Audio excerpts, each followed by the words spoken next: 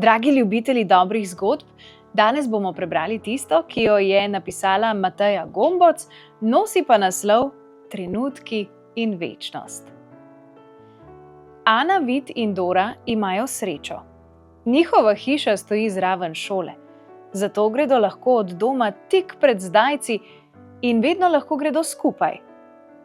To pa je včasih smola, kajti ravno ko se začnejo pogovarjati, so že pred vrati šole.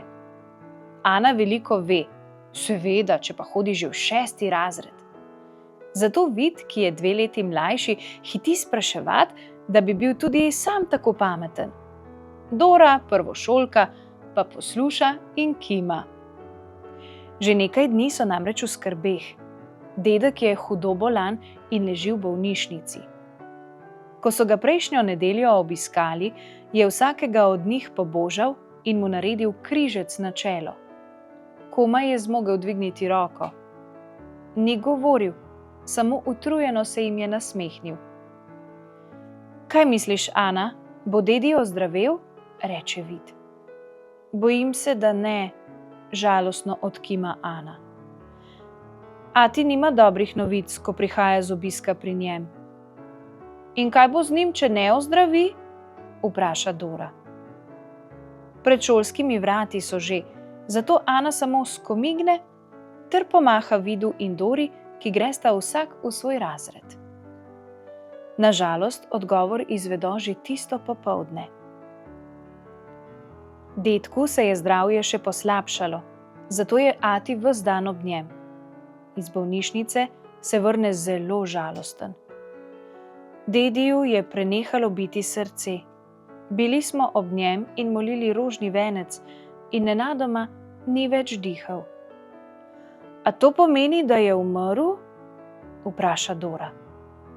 Ati pokima in jo vzame v naročje. Tudi Ana in Vid se stisneta k njemu. Prisede še mamica, da si drug drugemu pomagajo v žalosti, ki je legla na njihov dom zaradi dedkove smrti. Ne bo nam več pripovedoval, kako je bilo nekoč, posmrka Ana. Nobenega mlinčka ne bova več postavila v potoku, doda Vid. Ne bomo šli več na sprehod z njim, zajoka Dora. Toliko lepih trenutkov smo preživeli z njim, zavzdihne Ana. Bodo pa prav vsi ti trenutki ostali v našem spominu. Tam bo dedek ostal za zmeraj naš, jih tolaži mamica. In kam je šel zdaj? Zanima Doro. Šel je v večnost, pohiti Ana in se hip nato zave, da tega ne razume prav dobro. Kje je to? V resnici povsod, se nasmehne ati. Če si že vprašal kje. Če pa vprašaš kdaj, je odgovor podoben. Že zdaj in vedno. Tega ne razumem, prizna Ana.